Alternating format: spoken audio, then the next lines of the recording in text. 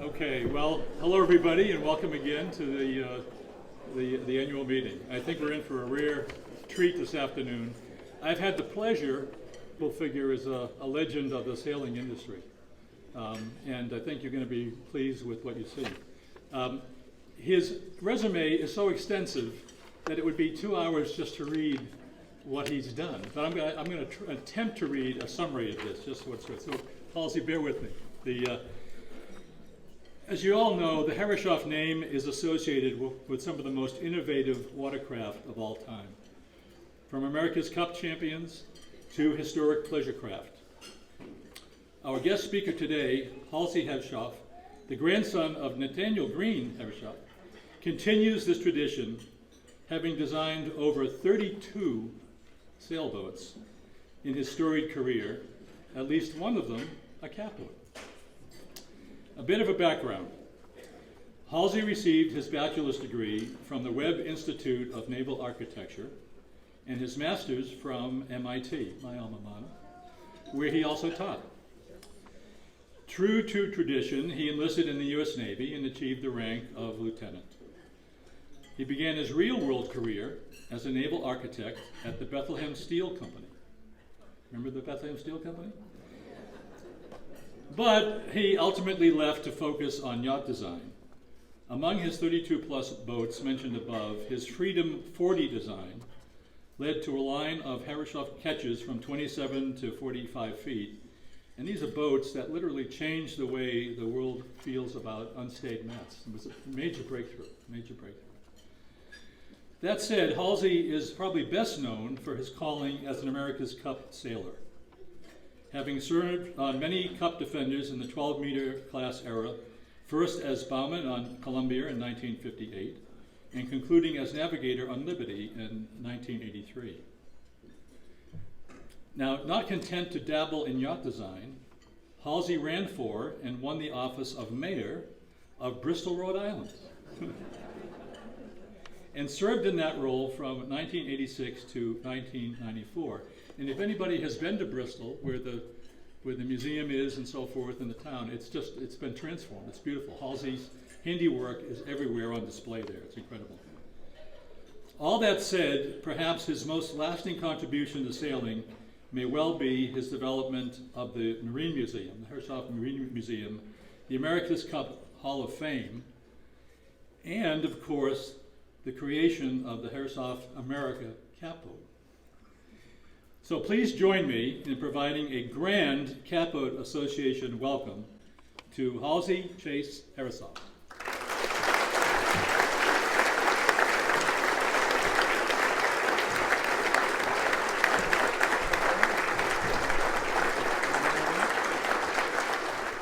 Well, thank you very much, John, and let me say that it's a great honor for me to be invited here and to witness your amazing organization. I think the fellowship you have, like one big family, and the optimism and the pleasure in catboats is most outstanding. I also took note of your annual meeting, having had, as John said, some experience in political office and sat through interminable debates and discussions. I think the brevity of your meeting is exemplary.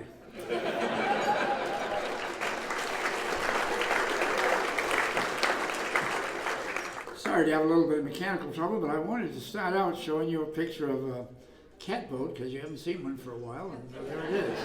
This is one of the boats that we designed some years ago that was labeled the Herreshoff America. And while in designing that, with some input from my late father, Sid Herreshoff, who had a lot more experience with catboats than I did, we endeavored to be very faithful to the tradition in doing such things as putting the outboard motor in a well in the stern where you can't even see it. And except for the rather garish sign on the sail, it was not my design, but the design of my clients who built the boats. In other respects, I would say this 18-foot catboat is truly representative of the traditions that you all favor and guide with such care. So that's kind of a central element of what I'm going to bring to you today. But what I'd like to do for you is a number of things. I'm going to make some comments about the origin of catboats, some of which will be preaching to the choir, because you know more about some of that than I do. And then I want to, as John has suggested, besides recalling some of the important types of catboats and the builders of them, John has suggested that I give some brief description of the art of naval architecture. I promise you there'll be no equations, because the late Stephen Hawking, you know, the great scientist, once said that when he wrote a book, he'd found out that for every equation in the book, he'd lose 10% of the readers. I've decided to have no equations so that I won't lose any of you. It should be good. But first of all, in researching for this, of course, I examined something which I bet many of you have, is where did the name catboat come from? Well, I have known for a long time the word yacht actually came from Holland. It was called yacht or something like that, and the English version of that is yacht. And some attribute the name catboat also to the Dutch. There was apparently a weird sort of clubhouse in one of the rivers next to Amsterdam, which had a name involving the word cat, and they were boats that tied up there. And the suggestion is that the description of those crafts became the catboat, and this all goes back to many centuries, perhaps to the 1600s. That may be a reason, may not. I also heard a rumor that in America, as we all know, besides catboats being pleasure boats like we have, there were a lot of catboats that were fishing boats. And the legend there is that when the fishermen came back with their catch that they'd stripped out on the way in, they let the cats come aboard to eat up the cut off heads of the fish. And the consequence of that, they used to say, well, those are the catboats. Now, I have no idea which of these legends or any others are correct, but it's rather like the Loch Ness Monster in Scotland, that when you go there, nobody quite makes clear whether there is one, but they say, isn't it a lovely thing that we wonder about it, and we always will do the same thing. So, of course, the history of the catboats themselves are tremendous and involve a great many different people and a great many naval architects. But I think it's fair to say that my family really started its illustrious career in boating in vessels that were catboats. My great-grandfather, Charles Frederick Herreshoff, who was the second person in our lineage from originally Germany, built a number of yachts that were named for his wife Julia, who came from Boston. And these various Julias were not exactly catboats, but they had a lot of the same characteristics. Of course, as you know, the traditional catboat is supposed to be about 2 times as long as its beam. And usually that's not quite the case, but the beam can be, somewhere between 40 and 50% of the length. And his boats was a lot of beam, a lot of stability from that, but he also used a lot of ballast. And in the year 1859, the next generation, Mr. John Brown Herreshoff, who was then about 17 years old, and my grandfather, Nathaniel Breen Herreshoff, who was then 11 and a half years old, decided to build a boat to make a trip to New York City to witness the arrival of the Great Eastern, the huge ocean liner that was designed by Brunel in Bristol, England. And I'm going to show you in a few minutes some pictures of that special trip they made. But the significant thing in the development of their thinking is that they built a yacht named Sprite, which was a catboat, very traditional proportions, nearly half as wide as it is long, and that my grandfather, who was then 11 and a half, made the drawings for his blind brother, Mr. John B., the president of the Ultimate Company, who was blind all his life, but he functioned very well in spite of that.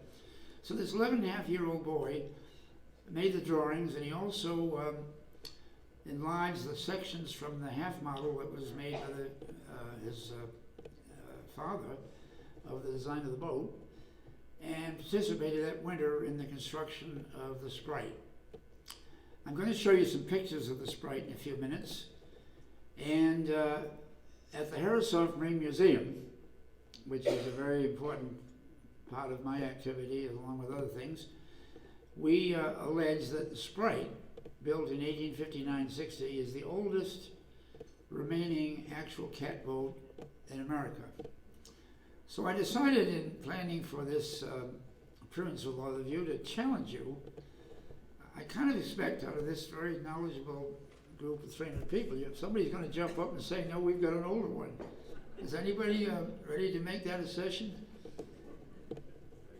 Well, now that's the biggest part of my accomplishment, to come here to prove that Sprite really is the oldest remaining existing catboat in existence, and that gives me tremendous pleasure and satisfaction, and I thank you all for that.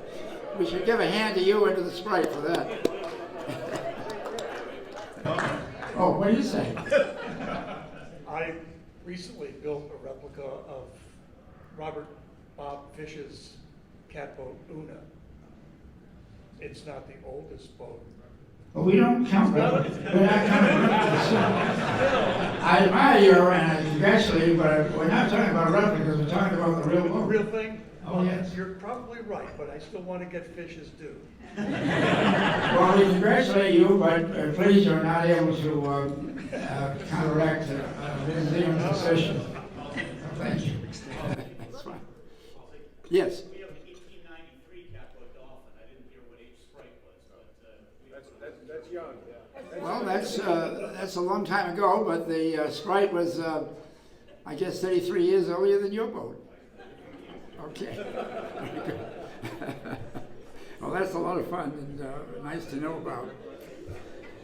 But the theme that I want to mention to you is that, as my grandfather has written in the later years, that the Sprite, the catboat, was the beginning of his life's work.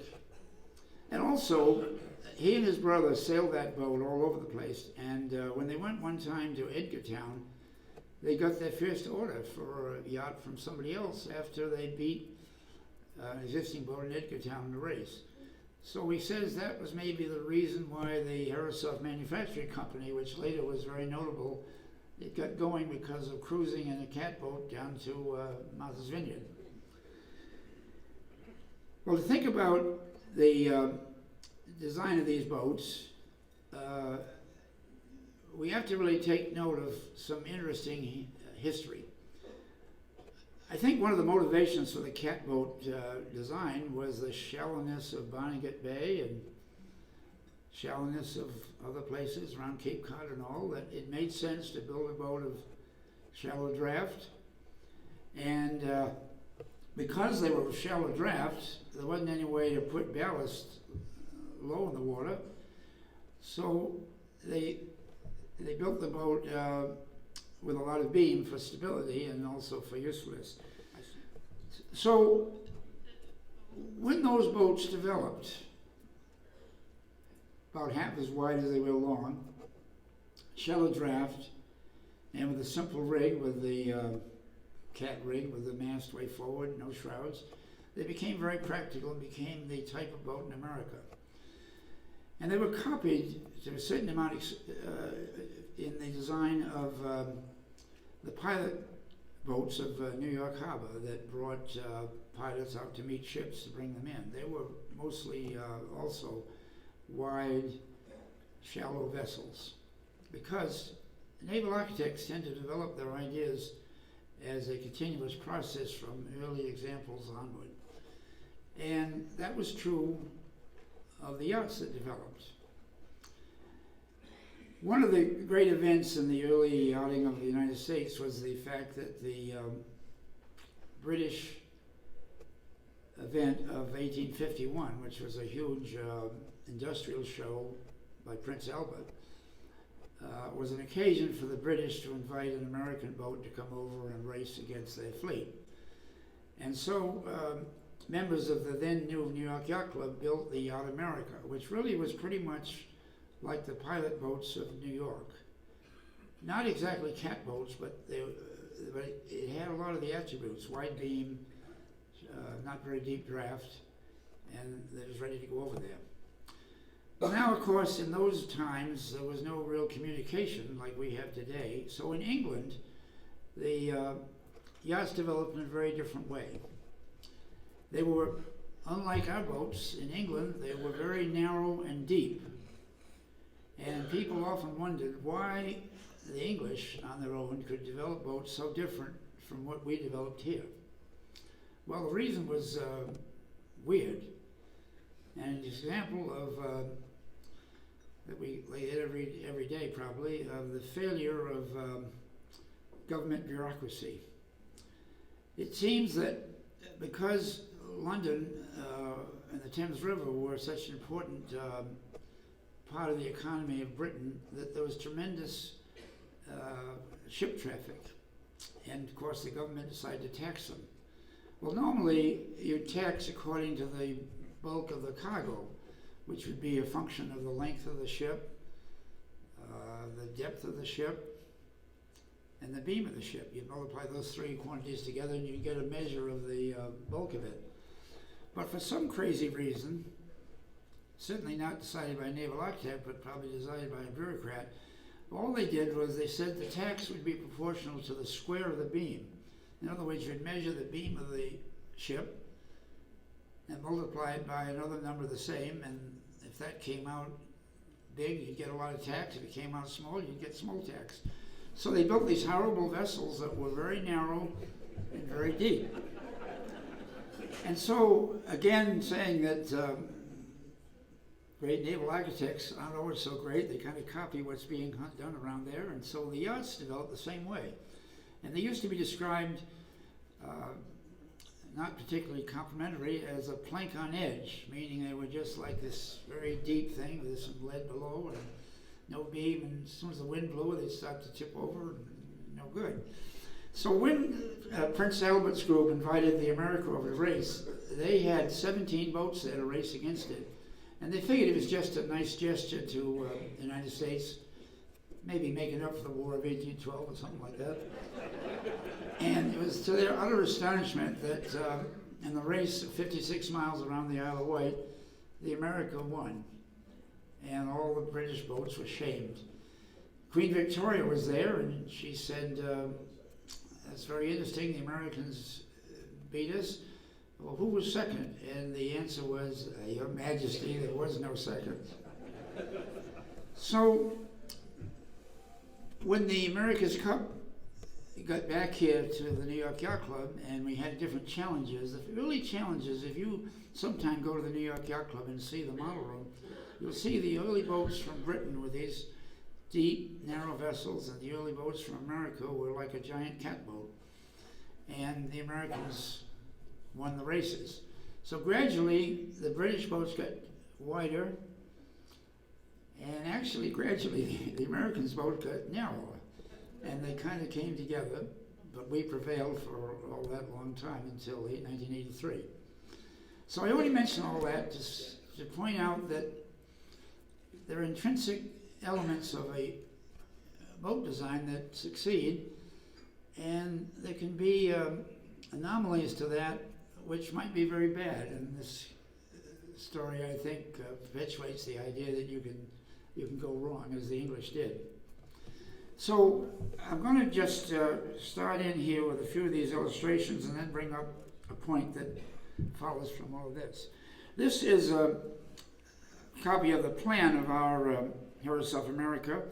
And you know, first of all, I'd like to say I'm very admiring of all the different builders of them. The Crosby Cat started in, I think, 1854, and the Marshall Cat started after World War II, and the Beetle boats that are still being built have been very fine and successful. But different ones of us that design different catboats, and I'm very satisfied that I got to design this one, and that it had quite a good run of pleasing many people. And I love to go to different harbors and see these boats sailing around. Let's see, here we go. And that's one of our Herreshoff America catboats. They're really all over the country. I even see them in Florida quite a bit. And there's one on a trailer. We built them complete with the trailer and all. And you see there's no outboard motor because it is in a well in the stern. But we've got a traditional big barn store rudder. And I think the vessel has an appropriate look to be a real catboat. Some of you may be dismayed by this, but we also made up a version with an engine in it. And some of them are made without even this silly little steadying sail. And I have one of these down in Naples, Florida, and I love taking people to get around the harbor there. And the only thing I don't have there is a mast, but probably I'll get one. So back to the subject of yacht design. Anybody that sails has a knowledge of a lot of the issues of this, but maybe you don't necessarily take the trouble to delineate what they are. There's a lot of talk about hull speed. Hull speed is considered to be a measure of the limiting speed of a boat underway. It's an arbitrary number because in truth, any boat can go any speed if you have a high enough balance of forward force versus the resistance or drag of the hull. I mean, think of a young child like one of this young man here sitting in the stern of your catboat with a string on a model boat. Well, if you're going, let's say, 6 knots under sail, that's as low as model, if it was scaled up, was going like 100 knots. And you can do it because you can apply unlimited force to bring it forward, even though there's hull resistance. So, in regard to the hull resistance, well, first of all, before that, I'll mention that this so-called limit, but in truth, simply an area where the curve of drag versus speed gets very vertical, is when the hull speed, let's say in knots, is equal to 1 1/3 of the square root of the waterline length. So I do have one equation. I apologize after all, but that'll be the last one. And you can apply that to any boat, and when you're designing one, you always think about that. I want this boat to go so fast, and maybe if I really want it to go faster, I better make it longer, unless it's a planing boat. But the components of drag are several things. First of all, as you all observe, when a boat goes through the water, it makes a wave. Well, it's well known that you can neither produce or destroy energy, and so whatever energy goes into making the wave has to come from the boat, from its engine or from its sails.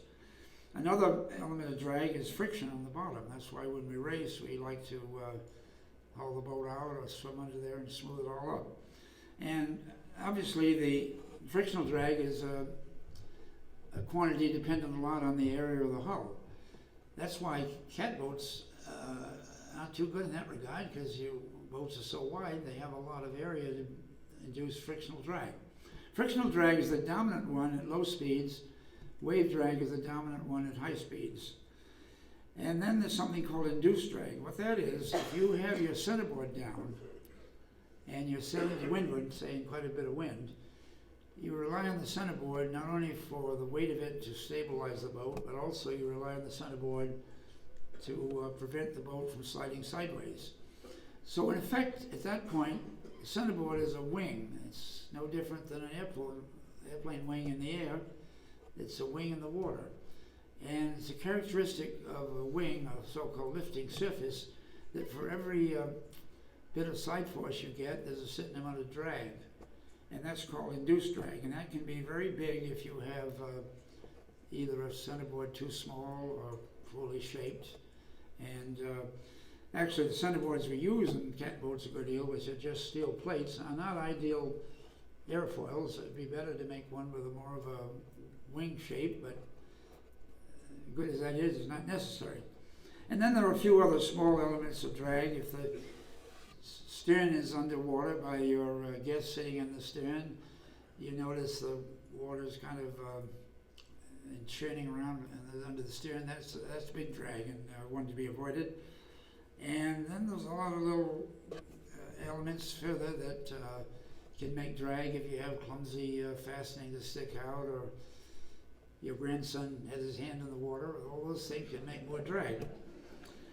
And now I've added to the list a sixth one, which is air drag. Well, now why do you think I have that? Well, that's because in the coming America's Cup, for which I will show you a couple of pictures before we finish this program, if they're going to go 50 miles an hour, they have to design very differently to have a hull that has a minimal air drag. But for all of us, the air drag means something. That's why when I race in my Herreshoff New York 40 yacht, I find most of the young like to stand up while you're going to windward, and I'm always saying, don't stand up, lie down on the deck and get your wind drag out of my way. And so that's just one small thing you need to do to try to win a race.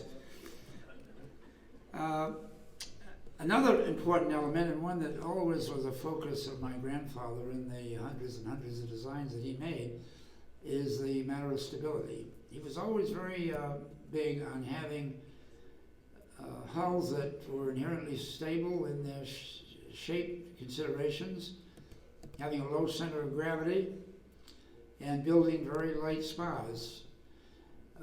My old friend, the great late Owen Stevens, told me he thought one of the biggest reasons of Captain Yacht Herreshoff's success in designing yachts was that he could design rigs very light that wouldn't fall down.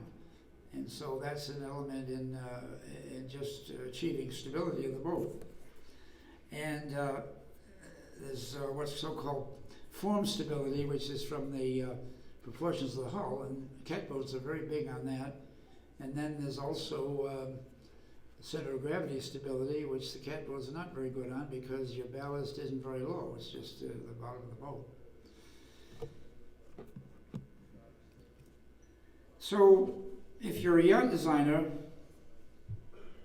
and you have all kinds of inputs to the next design, what really matters? And I will make one further comment.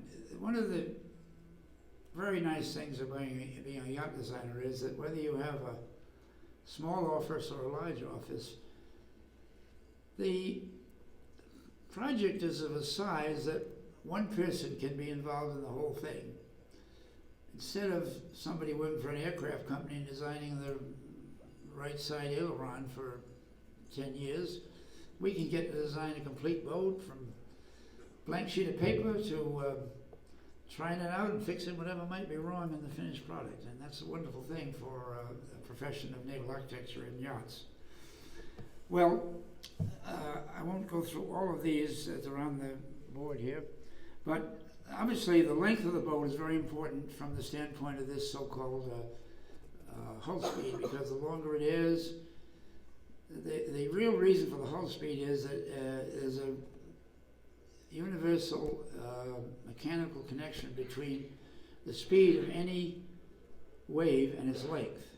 That's an absolute element of physics, that any wave that has a certain speed has a certain length.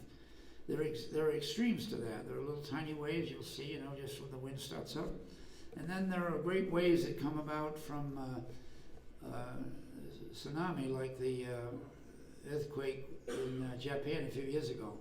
Those waves, believe it or not, can be as much as 20 miles long, and they can travel as much as 100 knots, because that's the ratio of the length of a wave to the speed. Well, now, the same physics apply to your own catboat. If the waterline length's 18 feet, you drive it pretty fast, you make a wave that's at least 18 feet long. And at that point, you're trying to push the boat ahead of the wave. In other words, you're moving forward away from the boost of the wave at the stern, and you're trying to climb up the element of the wave part that's at your bow. And so it's like trying to push a boat up a hill. And that's why the term hull speed developed. It doesn't mean you couldn't push up the hill, but it means very difficult to do so. So it's as simple as that. It's just that at a certain point, with enough sail area or enough power, you get to the point where you're trying to drive your boat up a hill, and from then on, the drag becomes more and more.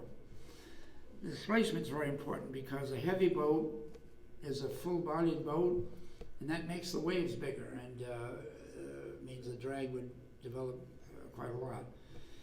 And then there's all kinds of other things: the shape of the hull, the trim, the keel and the rudder, and of course in all of this, good engineering, which comes from both experience and analysis, make the difference between a good and bad boat. I became, with huge pleasure, a very good friend of the late Olin Stevens. In fact, I took him to lunch the day before he became 100 years old.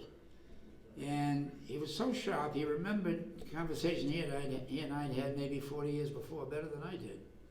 And he lived to be several years over 100. When I was first the bowman of the America's Cup Defender Columbia in 1958, which John referred to, Olin Stevens' brother Rod was sort of my boss as I was the bowman. I was a very young 20 years old. And he had a technique, part of doing everything possible to win, that when we were getting ready after a spinnaker run to go to windward, we would tie a little flimsy string onto the halyard for the spinnaker, and we'd hoist this string up through the block at the top and back down, so that we were moving the weight of the spinnaker halyard from the top of the mast to the bottom of the mast, and we were reducing the windage by this little tiny string replacing a great big rope that blocked the air. So one time, just thinking about that and the nuisance of it, I said to Olin, I said, do you think that it really makes any difference that we go to the trouble of putting this little flimsy line up the mast every time we go to windward? Well, the answer he gave was marvelous. He said, no, it may not much matter, he said, but if we can do 100 things like that, some of them may make the difference between winning and losing the America's Cup. I thought it was an absolutely perfect answer, and I've remembered it ever since. But it also shows a little bit about the intensity of the effort to defend the America's Cup.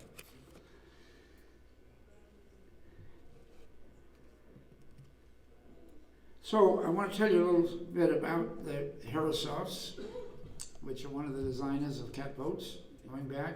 This is Mr. John Brown Herreshoff, who was the president of the long-serving Herreshoff Manufacturing Company. He was a very smart and capable fellow, always had business from young years, but sadly he became entirely blind. He'd lost the vision one eye, and then in frolicking with friends in Bristol, somehow a rake or something got in and took out the other eye, so he was blind the rest of his life. He was legendary, though. One time he was invited to tea at a family in Bristol, and the lady of the house was bragging about the antique chair that she'd bought and got a big bargain, cheating the salesman in the store. So while that was going on, Mr. J.B. felt under the chair, and he felt the marks of modern circular saw on it, and he said, "Lady, that story is very nice, but you know, by the way, this chair was probably built last week because it used all these kind of machine tools." Another time, there's a story that he was riding with his chauffeur in a carriage, and it became evident to him that the chauffeur was lost. And he said, "You damn fool," he said, "I can tell by the bounces on the road that you're off to this other place. Turn around, go back, make a U-turn, and save the chauffeur from being totally lost." And so that shows what he was able to do. And because of his affliction, he forced my grandfather, Nathaniel Green Herreshoff, to get into the work of design and construction from that age of 11 and a half when they built the Catboat Sprite. And I'll show you a picture of him. This is Nat Herreshoff. It's interesting, both my grandfathers were named captains, and both my grandfathers had names adopted from not their family. They were both the younger sons of big families. They both had the names that came from family friends. So his name came from the descendant of Washington's General Nathaniel Green, and that became named Nathaniel Green Herreshoff. And my name came from family friends in Providence. Was Halsey as the last name, and they made me Halsey Chase Herreshoff. There's another picture of Captain Nat on the right there inside one of the boats that he designed and built. And this is an early advertisement of the Herreshoff Company. You can see in the middle of that picture a couple of boilers. You can see steam vessels. And you can see in the next to the bottom the fact that while they made wide sailboats like catboats, they made very narrow powerboats. And that was to reduce the wave drag and the frictional drag. And of course, when you're under power, you don't have the stability problem to satisfy. This was Captain Nat's house in Bristol, Rhode Island. It's a place called the Love Rocks because I suppose that probably these old rocks over here were used by young couples over the years, and they always called the Love Rocks. In the background are the sheds of the Herreshoff Manufacturing Company as it later evolved, and you can see there on the waves an America's Cup Defender with this huge tall mast here in front of it. Captain Nat, unlike most yacht naval architects, did not design his hulls with a drawing on a piece of paper, but instead he personally made a half model. And I have his collection of 560 half models, mostly of boats that he designed, which I have on loan to the Herreshoff Marine Museum. And I would urge you to come all the way up to Bristol, Rhode Island sometime and see us at the Herreshoff Marine Museum and try to find me, and I'd be happy to show you the model room, which today looks like this. We have gone to great trouble to produce two rooms, which are very much like what Captain Nat had for his 60 or 70 year career in designing. And the models are fascinating to look at. Every time I go in there, I see something new. There are quite a few catboat models, amongst other things, in there. This is the Sprite that these young boys built in 1859 and 60. This boat is very well preserved. There are a few little wrinkles that were changed, but most of it's correct. And in the museum, we were just able to fit the mast in, so you can see that. And you can see it's a very pleasant boat. It's 18 feet long, about, and very wide. This picture here is a view from the second floor of the museum, looking down. And note the fact that the beam is not only large, it's about 42% of the length, but it's carried way to the stern. Because I think in a lot of the catboats, including the ones on display here in the other room, have some narrowing at the stern. And it's interesting to me in observing this picture, which I only kind of observed after taking a picture the other day. It's interesting that the beam was carried so far aft. And you can see the centerboard box. She had a pretty heavy centerboard, and they also had inside ballast. And one thing the Herreshoffs had, which does not show in this picture, and I don't even know whether it was in this boat, but what they did, instead of using sandbags like they did in the vessels on Bannegat Bay, in many of their boats, they built a track going across the hull, and they had a little carriage on wheels, which could have a weight of as much as 500 pounds. And it was controlled by some lines and also some ratchets. So the plan would be when you're going to tack, you would start to luff up slowly until the boat is not quite level. Let the weight slide from windward to leeward by gravity. Have the toggle hold it there, and then tack, and the weight is on the windward side. No lifting of sandbags. And that was one of the clever inventions of that early time that they used on all of their catboats in Narragansett Bay. That's another picture of the Sprite in the display area. We're very proud to have this boat. Much later, it was donated to Henry Ford. It was in the Henry Ford Museum. And I had an uncle who was very prominent in the automobile business, designing, and he informed me that the Sprite, which had been on display for many years, was taken off display, and that maybe I should try to borrow it. Well, I did borrow it, and I also borrowed the early replica of the first of Catnet's catamarans.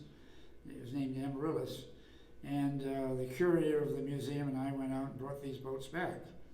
Well, we have a rather strange policy at the Herreshoff Marine Museum. We borrow lots of things and we almost never return them. But in this case, 5 or 6 years later, they got a new, very thorough and impetuous curator, and he contacted me and wanted a lot of money for the boats.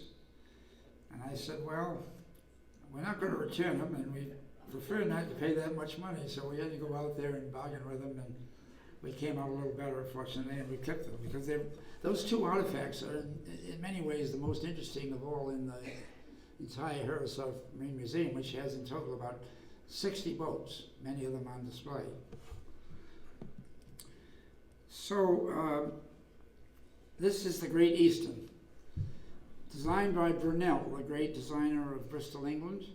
It was about as big as the Queen Mary, and you see it had, I guess it looks like 5 boilers with different stacks, and this immense paddle wheel, and it came across the ocean to New York City, and that was the entire reason, the advance plan of that they built the Sprite. So the Great Eastern was a big help to us that made that happen. This is the way she looked when she was alongside the pier in the west side of Manhattan, and you can see the immensity of that paddle wheel and of the entire vessel. It was a very troubled ship. Everything went wrong. When they built it, they had an incident where 3 of the workmen were found missing, and they never found them. And the theory is that they may have, in erecting all the plates, have inadvertently sealed them into a space by riveting a plate in place, and they couldn't get out. So when they went on the trial trip and got out on the rough seas, there was a lot of banging inside the vessel, and the crew was scared to death. They thought it was the ghosts of these missing men banging on the plates to get out, which was, of course, nonsense. And then she caught fire in America. She went aground in Long Island Sound. If you look on the chart down towards New York, there's a Great Eastern Shoal where they went aground. And everything went wrong until they finally laid the first transatlantic cables, and they did that pretty well. Captain Nat records that while they had an outstanding trip to New York, they went down from Bristol to New York Harbor in 24 hours, if you can imagine it, and they must have caught the current just right, and they were ordered to follow their father in his yacht Julia, but the young boys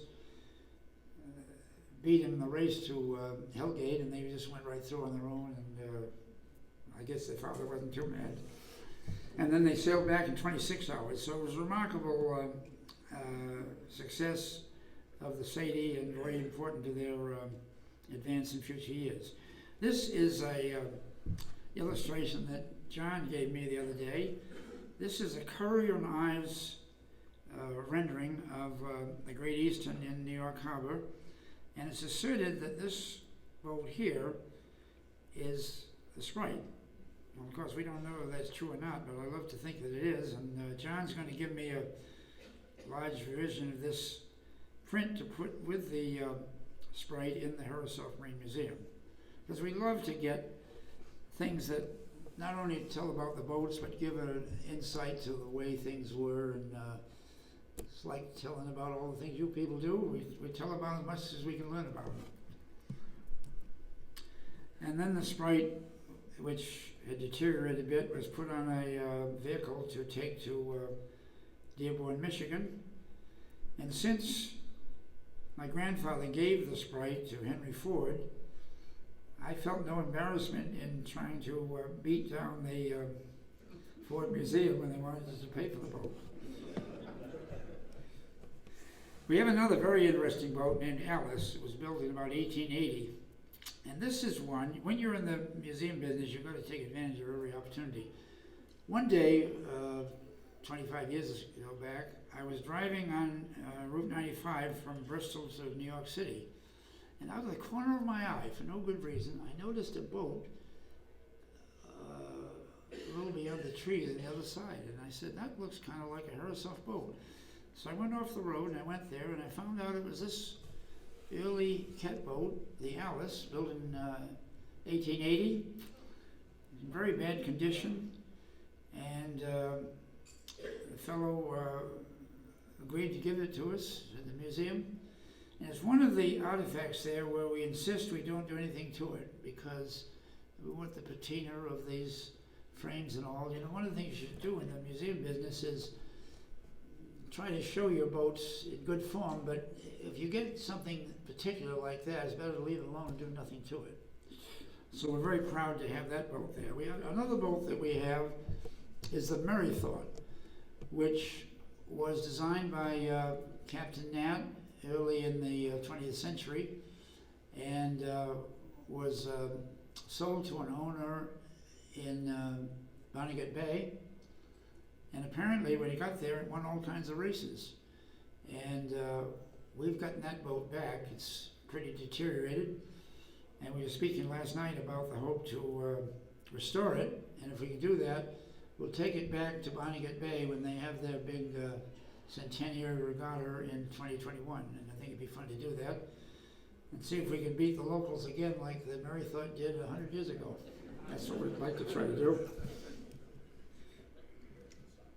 There she is. That was a, you know, when you speak of catboats, there's really two things. You can speak of a catboat, or you can speak of a cat rig, and they don't necessarily have to go together.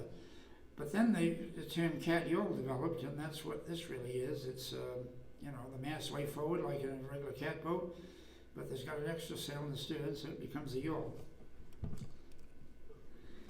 One of the most interesting boats that my grandfather ever built was this one, the Shadow. And I'm showing here the half model of that boat, which is the way these models all look. You can notice, and you look carefully at this, the little stripes are in there.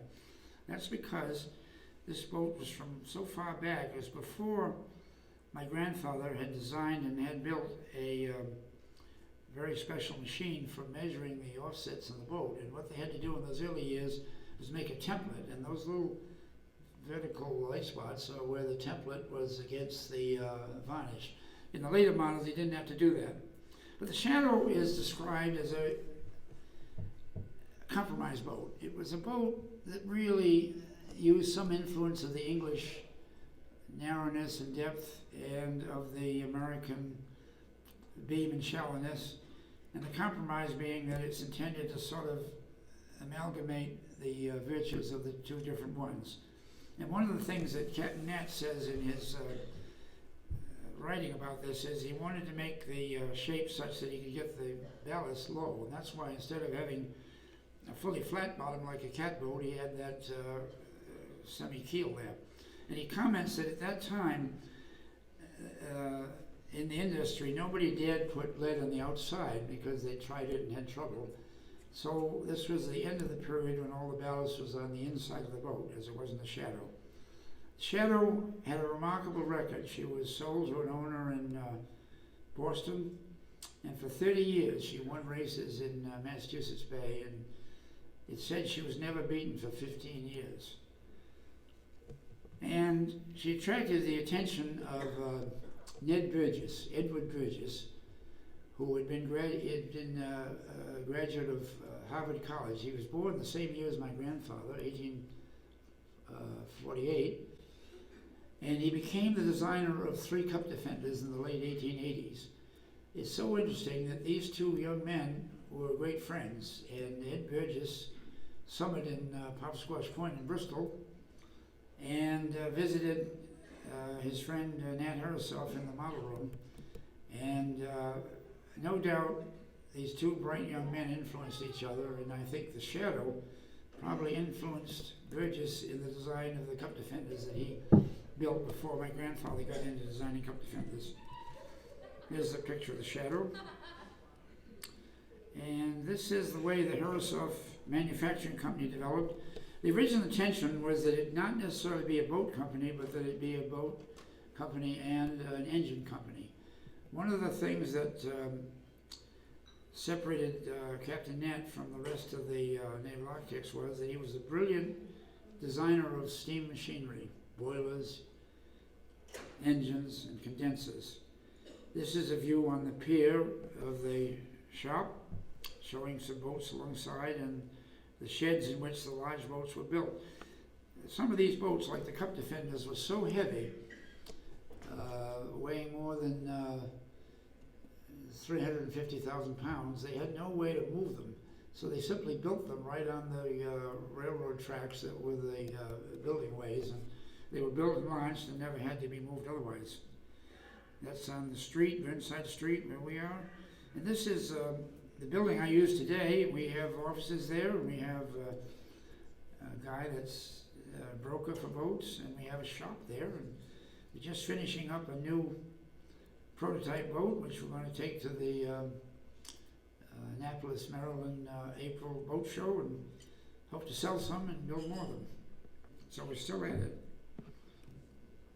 This is a great picture of the construction of a boat named Illyrian in 1912. The Illyrian was a fantastic design which Captain Nat made for his own use, and it was the basis of a great many other boats, including one that Bob Yarrow here, the future chairman of the Herreshoff Marine Museum, has and cruises on every summer. It's the same shape as this boat here. And you can see the workmen there taking a few minutes off for this. That's in the shops. They had very good equipment. They had tremendously able men. Here's some of them, and 25 of them in a group picture. And some of those guys worked for the company for 50 years, and sometimes they would work alongside their own sons. This is a very interesting gentleman who was part of the Herreshoff company. His name is Tom Brightman, and he went to work for the company at the age of 18, just before 1900. And against all regulations, he brought in a camera and took some pictures around the shop. Well, then they said he had to go right away up to see Mr. J.B. Herreshoff. Well, of course, he was scared to death because J.B. had a reputation of being rather austere and sometimes tough. And he was sure he was going to be fired for taking pictures in the shops. But he went in, and Mr. J.B. was not apparently very angry, and he said, "Tom, I understand you've been taking some pictures around our shop." And I'm sure Tom was shaken at that point. He said, "We'd like a record of what we do." And he said, "If I would buy you the best possible camera, you think you can take a lot more pictures so we have a record?" Well, that's the only reason we have these nice pictures, of which I've shown you a sample inside the shop for Tom Brightman. And he never got fired, and he worked there for about 52 years until he was older, and then he kept working. And I remember one time I had them make a heavy propeller shaft, and Tom was about 93 years old, and a lot of the young men was sitting around at lunch. And I went in, and Tom said, "Well, if you'll pick up one end, I'll pick up the other." Well, I picked up the end of the propeller, and he took the other end, and we walked right out, and the 93-year-old man had not the slightest trouble. So I think his early experience at Herreshoff was good for him. There's a lot of the men. And of course, with the number of things they did, all kinds of vessels, it only would happen because of these great men that lived in that town and worked. See how well equipped it was. Because in those days there weren't electric motors, so that the powering was a steam motor at the end, steam engine at the end, which drove a long shaft, and then there would be coming out from the shaft these belts that drove all the tools and equipment. The Herreshoff method was to build boats upside down. It's so much easier. I don't know why people build them right side up, because then you've got to go underneath and push the planks up and put the screws in that way. Upside down is much better. Also, it's easier to line things up because you've got a solid floor. The method was they would build a mold for every single frame space. See, every one of these is a mold. And those would be set up pretty quickly. Then they'd steam bend the oak frames and block them into place, and then pretty soon they'd go ahead and put the planking on. It was all very efficient and quick, which is something that isn't particularly well appreciated as it should be. This is Herreshoff New York Yacht Club 40-footer. They built class boats for the New York Yacht Club, and the interesting thing about this one is that I own it now. It's named Ragosa, and there she is being built upside down, and the sister ship, the Merrily, is further along, so it's like a little production line of New York 40s. And that's the way that looked in that shop in 1926. And this is the way we look today, sailing that same boat named the Ragosa.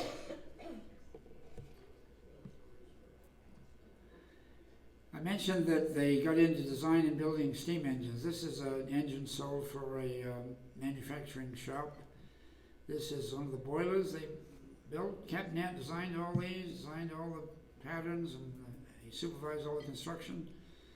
This is a neat little steam engine, which you see has a firebox here, has a boiler inside, uptake, the engine here, driving the shaft here, and a flywheel ready to hook up to drive the boat.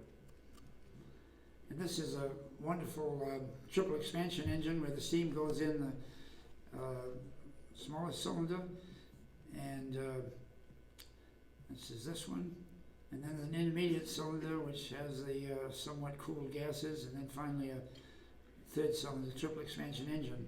And this powered a 116-foot commuter boat for Mr. J.P. Morgan to go from Long Island into Wall Street every day. Certainly better than riding the Long Island Railroad. They also built the earliest United States Navy torpedo boats. And this is one of them under construction in the shop. And that's the way they looked on trial trip. I guess those are mostly Navy sailors. They look to me like they're wearing suits like a monk would have, but they're actually the sailors. And here's a picture of another one of the great torpedo boats. These were designed and constructed at the Herreshoff Company of steel, and they had to meet certain speed requirements. One of the things that's understood about ships is, relating to what we discussed before about drag, is that if you run a big ship over shallow water, a big fat ship over shallow water, it makes the wave drag worse. But Captain Nat was the first to work out that these long, narrow, light vessels driven fast had just the opposite effect, that the bottom reflection actually enhanced the speed. So we said to the Navy, wouldn't it be a little easier for us to do our trial trip in Narragansett Bay instead of going all the way out to the ocean? And they agreed. So probably you got an extra quarter of a knot, which increased the bonus for speed above the guaranteed speed. There's another one of those great boats. And they were really, I think it's fair to say, the forerunners of the U.S. Navy destroyer escorts and destroyers. And also, one of them named Stiletto was the first vessel to ever fire a so-called automobile torpedo. See, it's coming right out of the tube there, self-propelled torpedo. And that would have been in about 1890.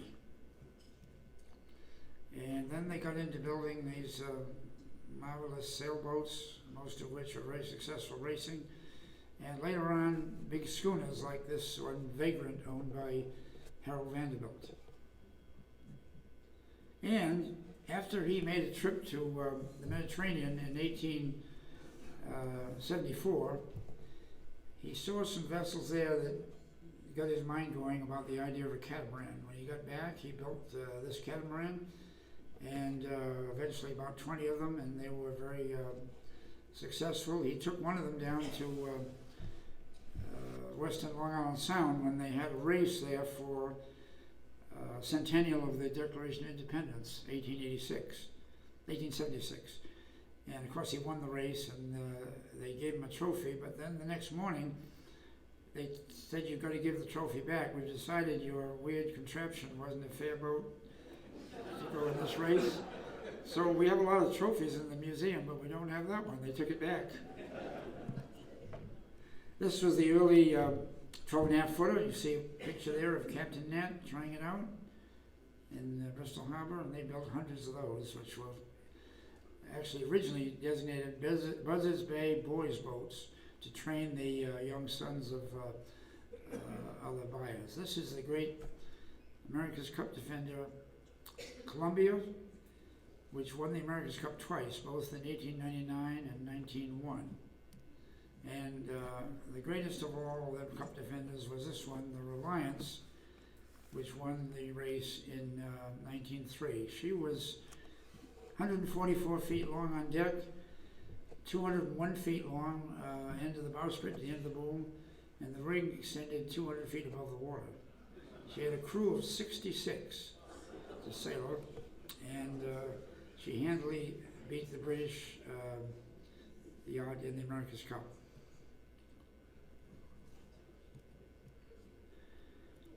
Among the other projects, they did a little bit in producing automobiles. This is one that was named the Novara, which was designed by my father, Sid Herreshoff. The body, believe it or not, was made of varnished mahogany. So it must have been quite a sensational looking car.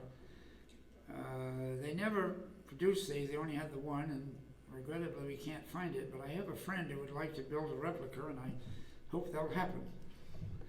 This is an example of the lightweight, easily driven powerboats. Isn't that an elegant boat in the harbor of Bristol with a paddle wheel steamer here in the background? Probably one that ran between Bristol and New York City. And that's the way they launched the boats. This was a very special boat called the Expediency, which I guess means for expediency, to be fast. And they even made ice boats. That's an ice boat with a tripod mast. And this was called a suicide boat. See, it's got 3 masts and wishbone booms.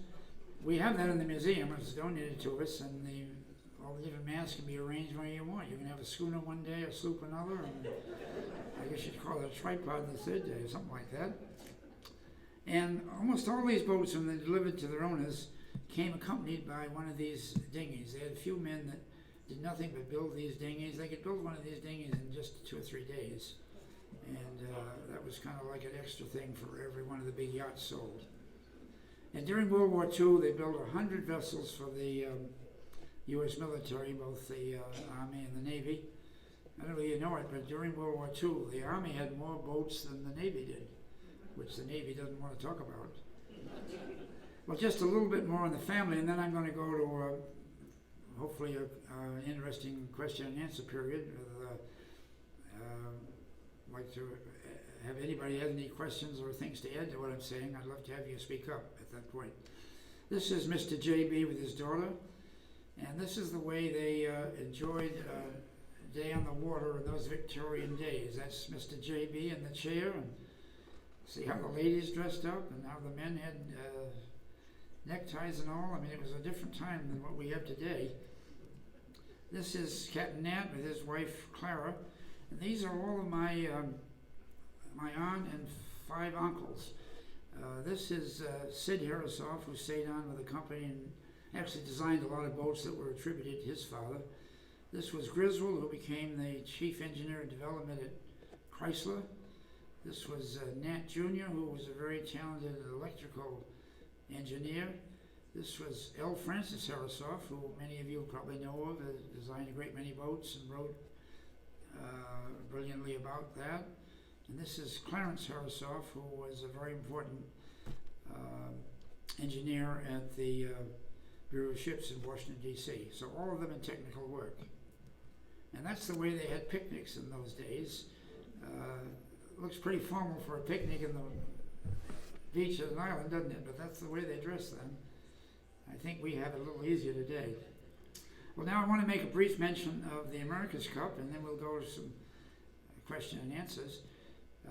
Before that, this is an early powerboat. You see, you've got an outboard motor, a very early one, and I'm actually in this picture, right? This little guy right here. That's the way we used to launch boats with the big shears, and that's launching the Illyrian that I showed you earlier with those 5 men working on it. Now, this is something very unusual. I found out at one point that after Thomas Edison invented movie cameras and movie projectors, he went to New York to exercise this invention, and he took pictures of America's Cup boats. So I contacted the Library of Congress, and they had me put on some white gloves, and to my astonishment, they presented to me all these films, and I could review them there. And then I got copies of them, and I've put them into digital form, and here's an example of that. Well, there they are. Off New York Harbor in 1902. And this was apparently at the start of a race. I guess it must have been a downwind start because they've already rigged the spinnaker poles. Those spinnaker poles, by the way, were 84 feet long. And the yachts were almost 150 feet long. And here's one more, a similar thing. It'll start here in a second, I think. There it is. This is showing them rounding a buoy near us, which is good. America's Cup practice, 1903. Look at all the people on the rail. Isn't that some power? Look at the stern wave. They're talking about waves. And here comes the other one with the spinnaker pole ready to go.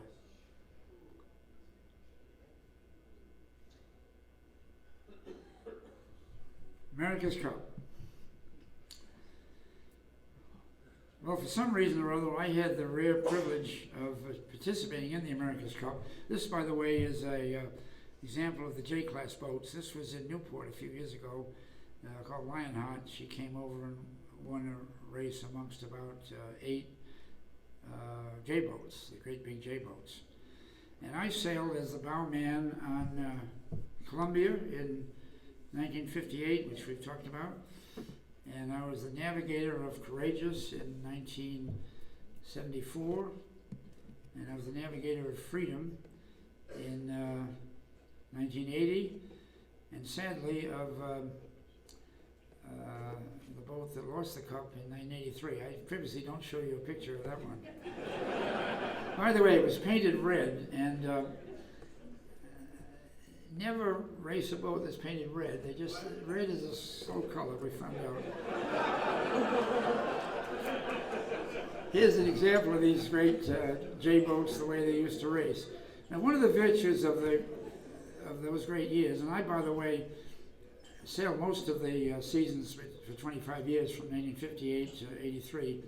I'm sure I raced in more America's Cup and trial races than anybody in the Newport area. They eventually called me the bookends because when we won the Cup in 1958, I was the bowman at the end of the bow, and I was the first one to finish the race. And when we lost the Cup 25 years later in 1983, by then the navigator was in the very aft end of the boat, even behind the helmsman. So I was the last one to finish that sad day when we lost the Cup.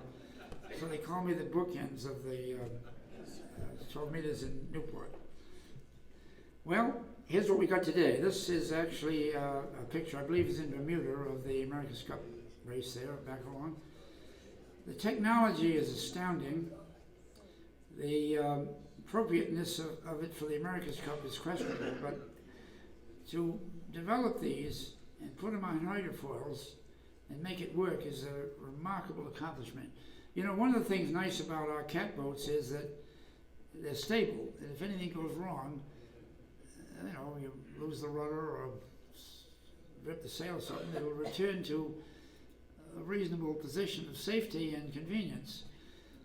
Just the opposite is true of boats like this. Everything is unstable, and the only way they can stabilize them is to use a computer to vary the angle of attack of the foils and to keep it upright, and sometimes that doesn't exactly work out either, and this kind of thing happens.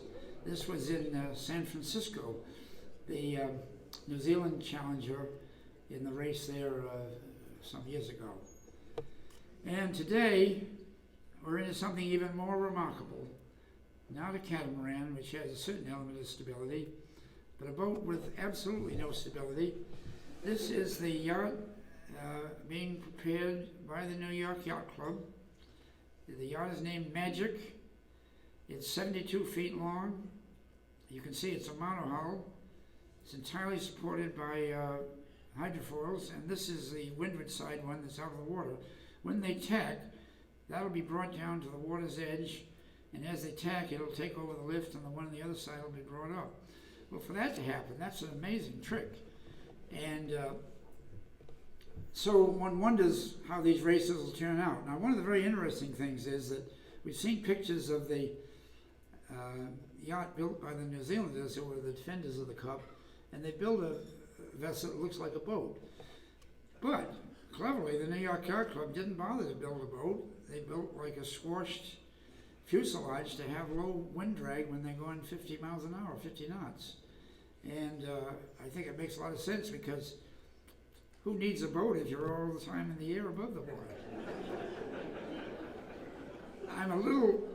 I'm tremendously impressed with what they're doing, and I think the American effort is a strong one, and maybe has a 30% chance to bring the Cup back. And wouldn't it be marvelous if they could beat the other challenges, like a very good one from England, run by Mr. Ainsley, and if they could beat the New Zealanders and bring the Cup back to the New York Yacht Club, it would be a banner day, and it's one I've always hoped for, and maybe it'll happen. But a lot of things can go wrong. For one thing, they can't really race these boats in rough weather, so instead of racing in the Iraqi Gulf, which is the ocean outside of Auckland, New Zealand, they're going to race in inner protected waters. But the problem with that is that it's a very narrow area, and they're going to have to tack over and over as they go to windward. And the more times they tack, the more chance there is of tipping over and losing the race. So it remains to be seen what will happen. It's not going to involve anything like the classic check game of match yacht racing. It's going to be, I think, strictly a drag race, and it may end up really being a survival race. He who gets around the course may win because the other boat is tipped over. But we'll see.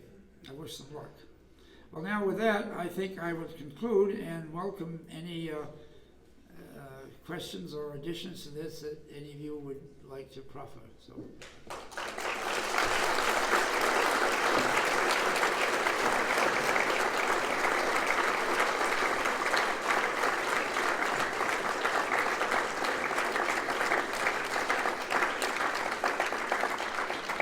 They tell me they've got a microphone. Anybody wants to join in that you can use so everybody can hear what you say. This gentleman over here first. Two questions. So, when you defined an oldest catboat, is it a boat that actually floats and sails, or is it just a hull? You mean this is regarding the definition of catboat? The sprig, when you said you had the oldest catboat in your museum. Well, I have not sailed it, but probably we should do that in order to qualify more properly in the assertion I've made. That's a very good suggestion, sir. Let's do it. My question then is, sorry to get off topic, is I've heard a lot of rumors on journals that I have not been able to find about Nat Herreshoff being caught in a yard in southern Long Island by Gil Smith. about studying water lines, and that the gills were actually faster than the Herreshoff catboats. Do you have any actual stories or knowledge about if those stories are true? Well, I think I'm more acquainted with the positive reporting of the old days, so maybe that incident, if it's true, is one that was never passed on. So I'm perfectly happy about that. So I guess my answer to you is I don't know the incident. Yeah. When was the last time that the Sprite was in the water? Good question, because you saw the picture of it on the truck when they gave it to Henry Ford, and obviously, observing the condition of the yacht at that time, she'd been out of the water and probably outdoors for a long while. So it could be that it wasn't in the water much after maybe, I'm sure the family sailed it for a long time, but I'm only guessing, maybe it wasn't sailing after 1920. So the suggestion of the gentleman that we sail it now is a good one, so we could maybe say when the museum becomes 50 years old next year, which is pretty young compared to your 58 years old. 68, isn't it? 58, yeah. Probably we should sail it between now and then, and we can say we've done so as part of our 50th anniversary. We'll try to do that.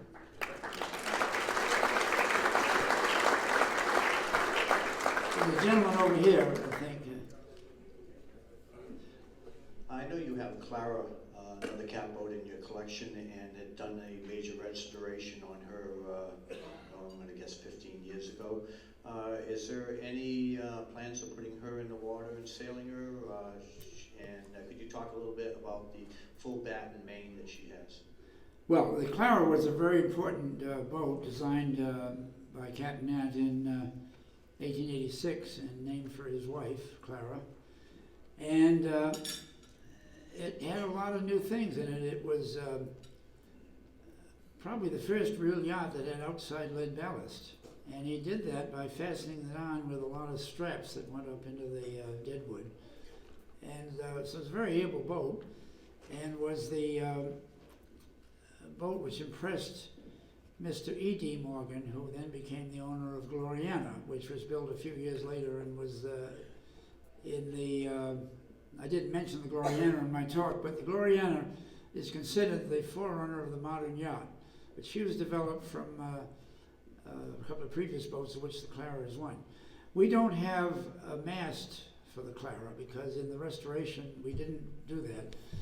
It was restored with the wonderful support of Joe Robillard from New Jersey, and maybe I'll talk to Joe and pass on your suggestion that we build a mast and sail the boat.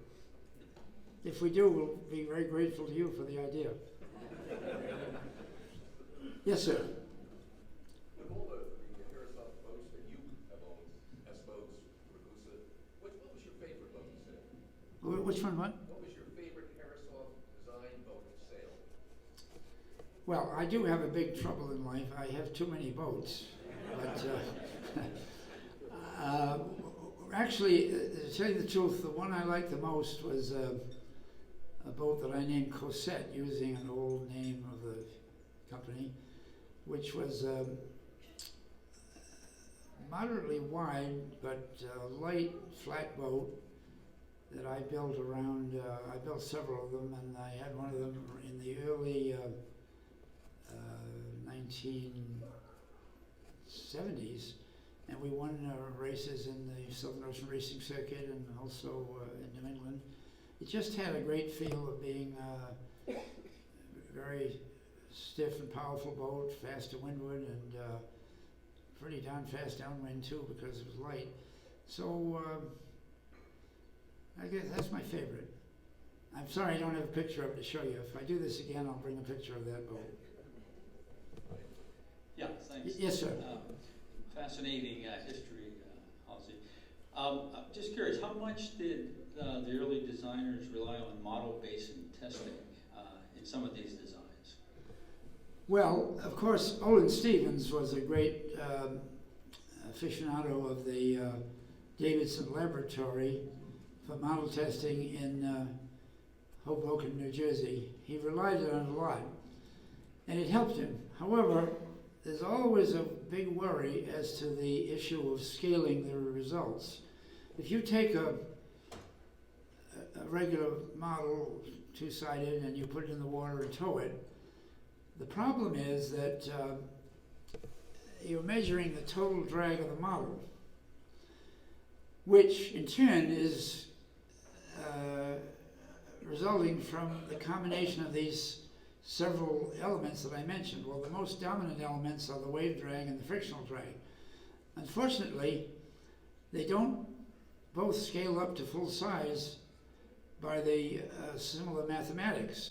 So the process is you tow a model in a tank, you measure the force it takes to produce a certain speed, you calculate what the frictional drag should be according to the area of the immersed hull and the likelihood of the estimated flow. You subtract that from the measured total drag of the model, and then you expand that by the law of similitude for wave drag to full size. Then you recalculate the frictional drag at full size, add that on, and that gives you a result.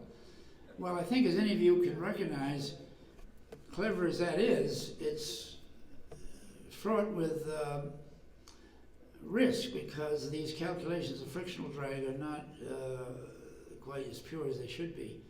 So it's a difficult thing. I'm very familiar with that because when I used to work at MIT, I redesigned their entire apparatus with new dynamometers and new track and all, and I did a lot of the model testing. But then it was suspected and later proven that you really have to go to very large models to get good results. And in the latter years of model testing, the syndicates built very large models, and that makes it a lot more reliable. Well, now with the 2001 America's Cup, we don't need a model test because we've got nothing in the water. That was close to 10%. A big pardon? That was close to 10%. Right. Those numbers. Halsey, I just have one question. Actually, I have one question and a comment. I have sailed the eyes out of the keel right off of my Herreshoff America. I've got 22,000 miles in the last, since 2008. I've done Lake Champlain. I've sailed all the way to Erie Canal, across to Niagara River and stuff. But the question I had is, why did you use the steel centerboard instead of everybody else that went with like the wooden ones and the wooden fiberglass ones? Strictly for weight. I wanted to get the weight low in the boat to provide more stability. Oh, okay. All right. It's Achilles' heel, but it's also great in really rough weather and stuff like that. Dropping that down always seems to stabilize you quite a bit. Well, I recognize that, and probably the answer would be to try to make a better fit of it in the boat, but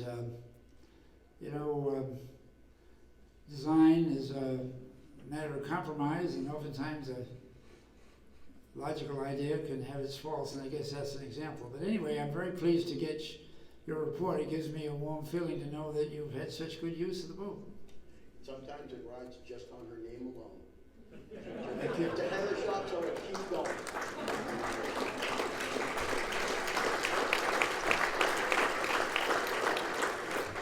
Well, thank you all very much. It's a privilege for me to join such a fine organization, and I think I've got one more question over here.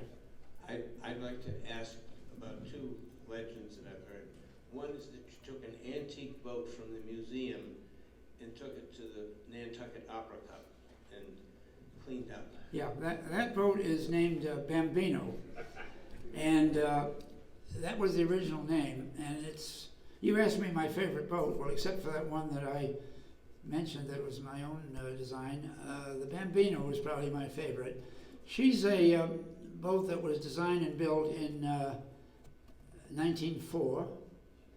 She was, I think it's fair to say, a forerunner of the more famous New York Yacht Club 31 boats. And she's just a absolutely beautiful shaped boat with a deep keel. And I raced her a lot. I won with my friends the New England Classic Yacht Series a number of times. And we took her down to Nantucket for the Opera House Cup one August, and with no expectations.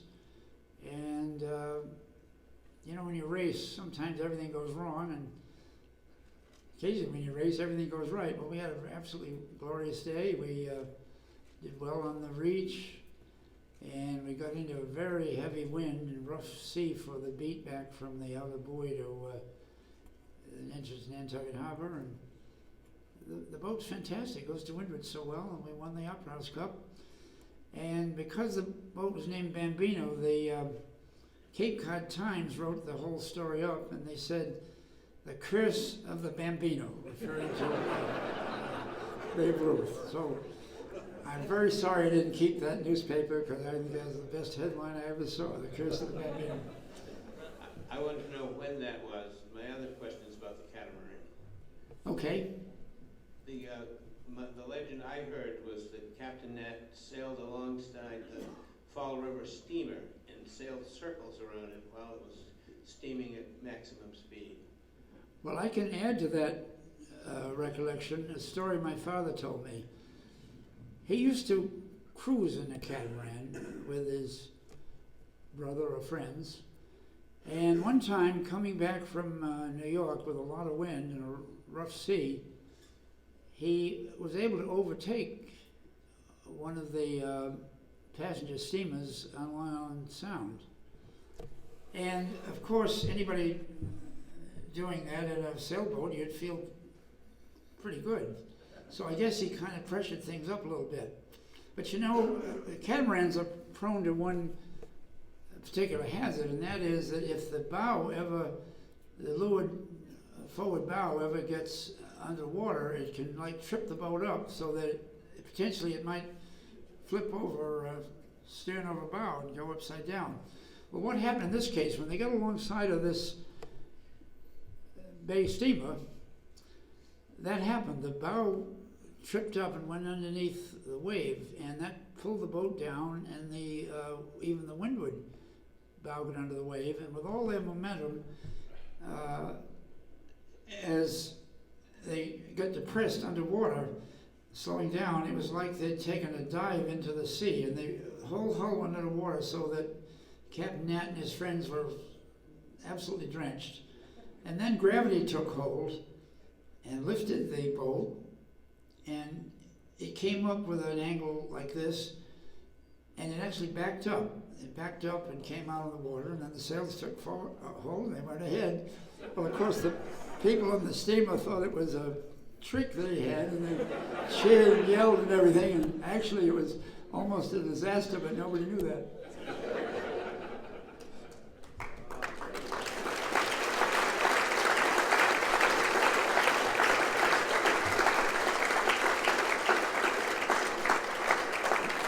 Thank you all very much, and especially thank you for the nice questions.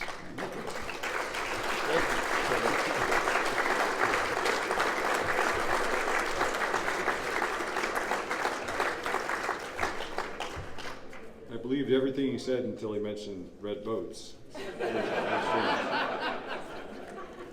I also remember catching up to, when I was in my late teens, early 20s, sailing windsurfers primarily, catching up to the Endeavor, which Elizabeth Myers had just restored, and it was sailing into Padenarum, and I thought, I saw it across the bay, and it was this massive sail. I thought, oh my God, I gotta get out there. It's a huge boat. So I rigged the windsurfer, I go out, and I'm zipping around it, having a good time, and then I thought, oh, I can go underneath her. And I sail about halfway, and suddenly there is no wind. It's all gone, and I look like, well, I often do. Thank you so much, Halsey, for that amazing talk. He said he'd be around a little bit afterwards. I do have a couple of notes.